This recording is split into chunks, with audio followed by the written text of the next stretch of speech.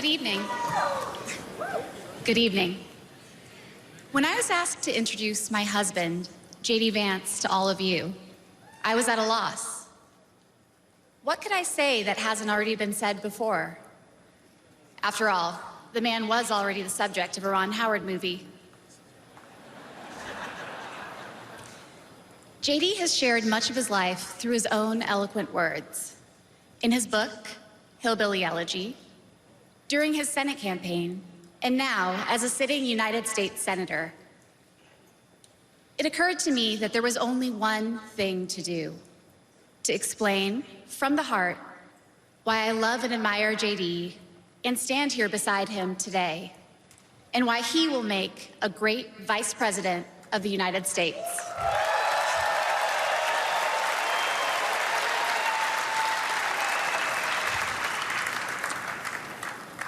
I met JD in law school when he was fresh out of Ohio State, which he attended with the support of the GI Bill. We were friends first because, who wouldn't want to be friends with JD? He was then, as now, the most interesting person I knew. A working class guy who had overcome childhood traumas that I could barely fathom to end up at Yale Law School. A tough Marine who had served in Iraq, but whose idea of a good time was playing with puppies and watching the movie Babe. The most determined person I knew with one overriding ambition: to become a husband and a father, and to build the kind of tight-knit family that he had longed for as a child.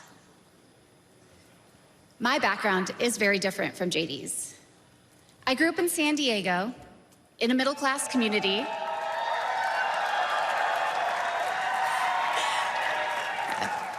with two loving parents, both immigrants from India, and a wonderful sister. That JD and I could meet at all, let alone fall in love and marry, is a testament to this great country.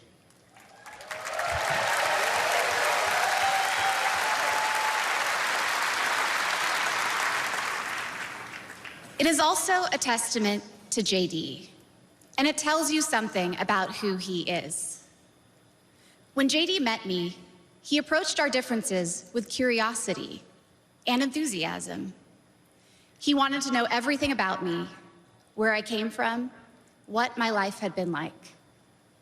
Although he's a meat and potatoes kind of guy, he adapted to my vegetarian diet and learned to cook food from my mother, Indian food. Before I knew it, he had become an integral part of my family, a person I could not imagine living without. The JD I knew then is the same JD you see today, except for that beard.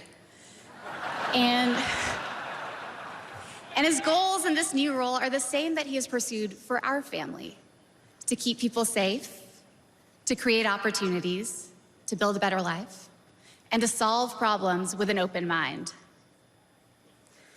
It's safe to say that neither JD nor I expected to find ourselves in this position, but it's hard to imagine a more powerful example of the American dream. A boy from Middletown, Ohio.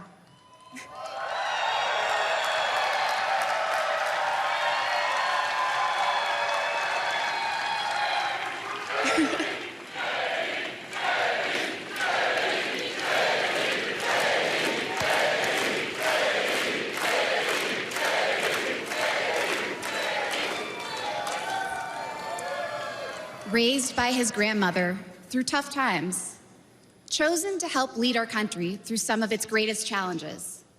I am grateful to all of you for the trust you have placed in him and in our family.